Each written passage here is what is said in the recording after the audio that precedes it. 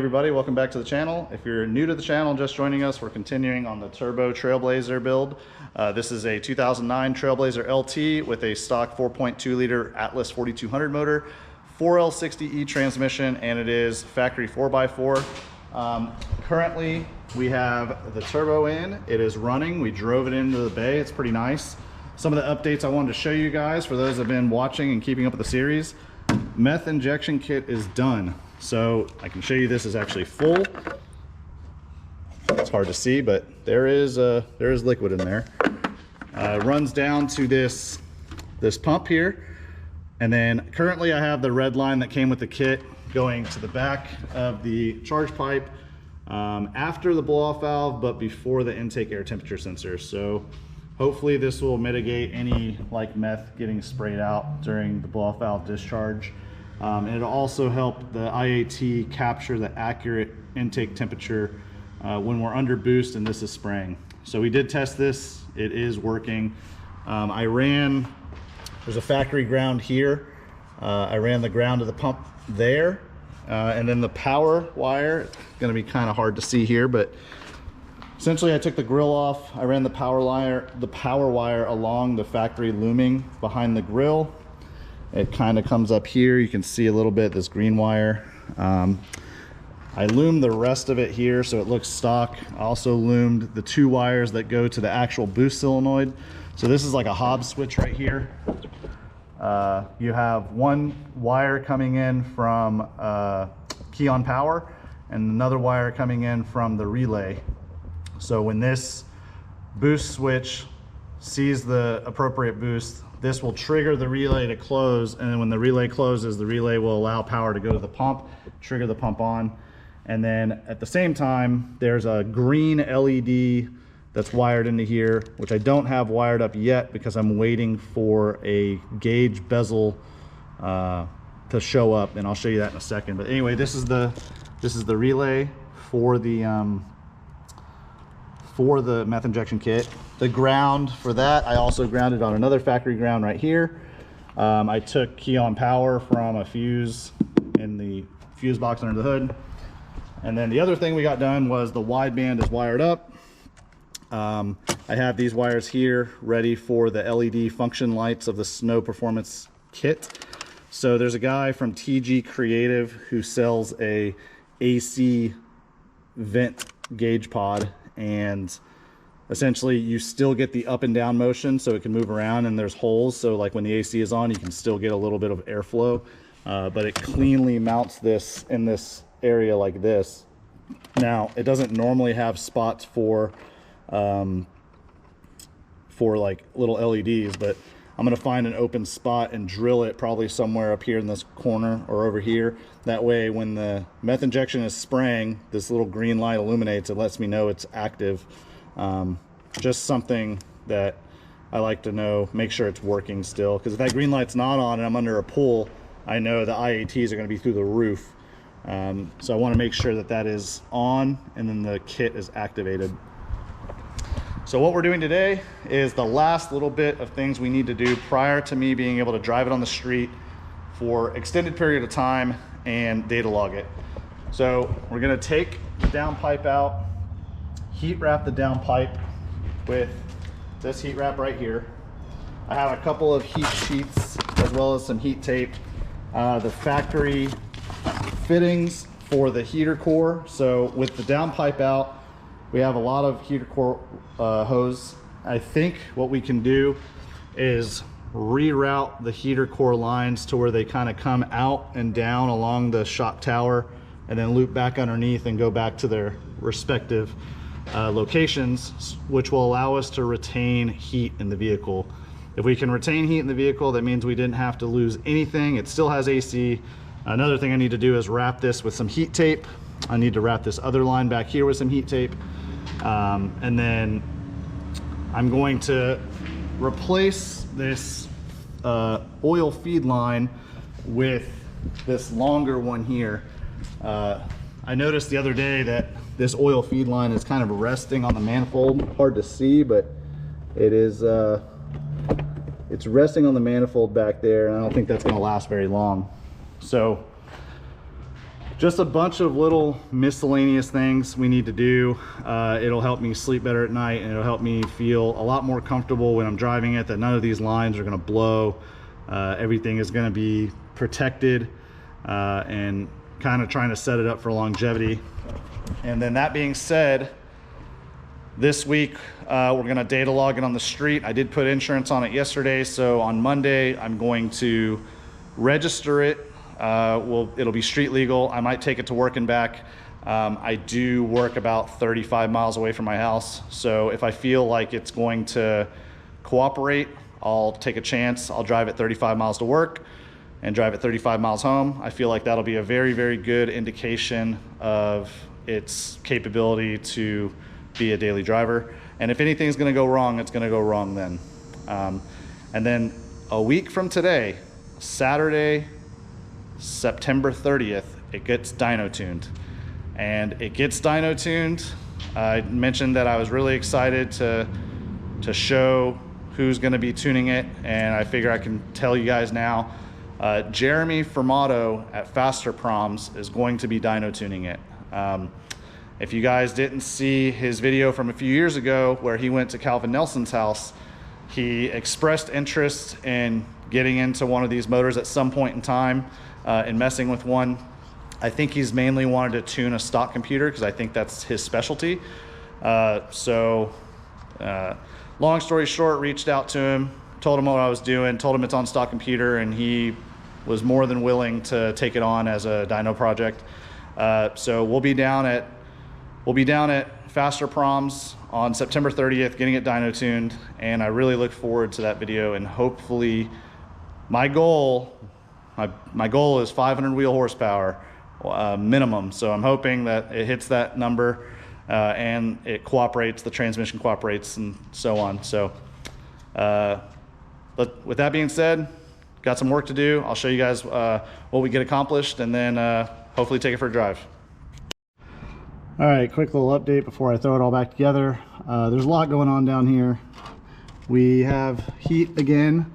Those two lines coming off the firewall, those are factory heater core hoses. We hooked them back up. They both go way forward. Here's one of them, the one closest to the downpipe, and then the other one is kind of in there, has a 90. That one kind of fought me. That one goes right here across a little bit above the wastegate. One of them connects back to the block right there, that 90 that does not have heat tape, and then the one right above it is the 5/8 hose. So the top one's 5/8 hose, the lower one's 3/4 hose. They both go far forward, loop back around, and then connect to the firewall. This keeps the area where the downpipe comes through here open.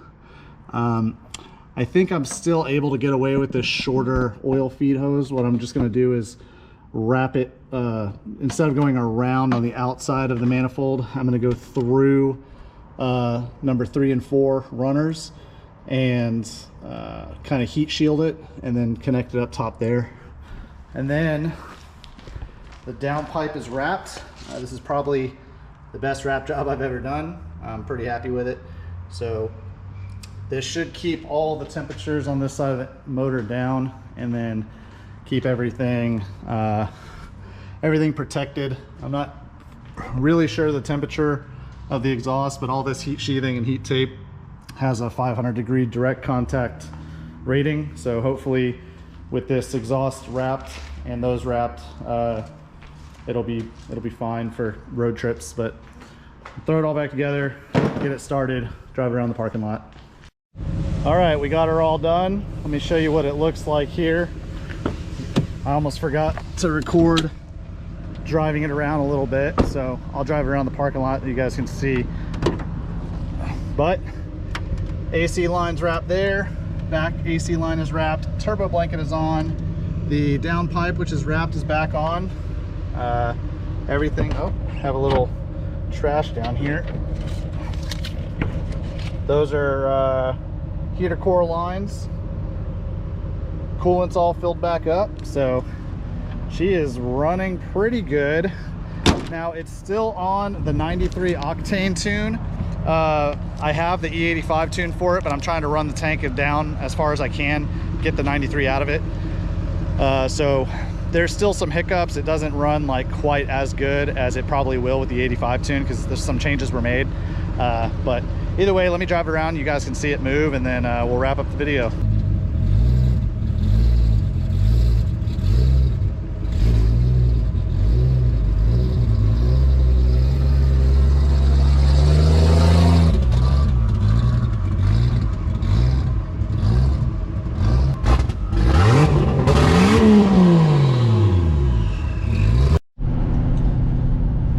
Well, got the Trailblazer loaded up on the trailer, headed back home. I don't know if you guys could hear it.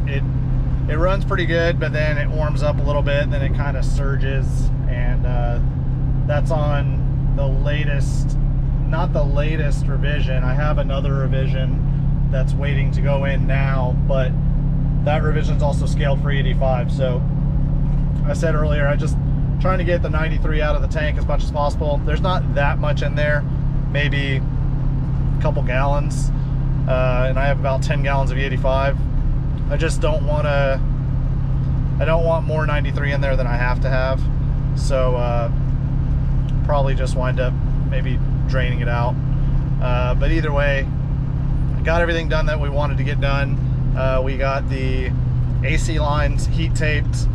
We got the O2 extension harness heat wrapped and routed. So now the upstream O2 is hooked up. There is no downstream O2 anymore. The wideband is hooked up. That is working. The downpipe is now heat wrapped, and we now have heat again. And I did confirm that by running it once it started to warm up. So we have a fully functioning Trailblazer with all the amenities: heat, AC, cruise control, radio, power windows, power locks, all that stuff. So I'm pretty excited. I need to start driving it on the street a little bit once I get the plate on Monday, and then data log it. Hopefully, as long as the data logs look good, Matt will scale the map sensor for 3-bar. Even though there's a 3-bar installed right now, he still has it as a 1-bar to prevent, you know, if I slip up and I try to get on it, it won't do anything really. It won't allow it to blow up. Essentially, it's going to just keep it within its parameters. So once everything starts to look good, he'll scale it for 3-bar, and then we'll be able to start making some more aggressive pulls, actually the first pulls in general, to see kind of how it feels. He does have some torque management in there right now, so he's going to be pulling power between shifts to help preserve the 4L60, as well as bumping the line pressure under load. So or maybe the line pressure is bumped up all the time, I'm not really sure. But either way, super excited. That should be it for everything that we need to do prior to the dyno. I'm just going to be data logging it this week. If we get to the point where we start making some pulls and it's running really good, I may capture that on film, maybe just like a YouTube short. If you guys don't watch the shorts, sometimes I'll throw a short up that's kind of like a sneak peek of the next video. So just a heads up, if you're following along on the build, that's a way to kind of see what I'm doing. Sometimes it's quick and easy to just throw up a short of an update, maybe like a 15 to 60 second snip of the next video. That's just kind of kind of an Easter egg there for you. So a reminder, next Saturday, as long as everything goes good with the dyno, or as long as everything goes good with the data logging this week, dyno tune next Saturday, September 30th at Faster Proms. Jeremy from Auto will be tuning the Trailblazer. My goal, 500 wheel horsepower and a fully functional operating Trailblazer. So stay tuned for that. Really excited. Hopefully you guys enjoy the build series so far. I'm really thrilled that this thing is wrapping up, and hopefully hopefully it makes the power we want it to make, and we'll go from there. All right, catch you guys in the next one. Peace.